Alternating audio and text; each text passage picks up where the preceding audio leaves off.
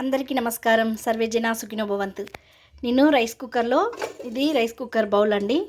చూడండి, rice cooker. ఇందులో చేయట్లేదు. ఇందులో వండకుండా మనము ఈ బౌల్లో 1 గ్లాస్ వాటర్ పోసేసుకొని మనం ఇలా స్టీల్ గిన్నెలో కడిగి పెట్టుకోవాలండి రైస్. తర్వాత మూత పెట్టేసుకొని రైస్ కుక్కర్ మూత కూడా పెట్టేసుకోవాలి.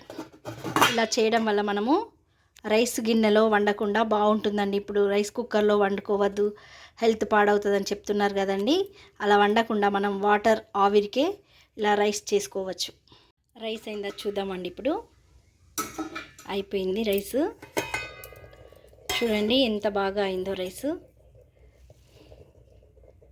చూడండి, అసలు నీరు లేకుండా చక్కగా అయింది కదండి. కింద వాటర్ మొత్తం డ్రై అయిపోయాయి. ఇది రైస్ అయింది.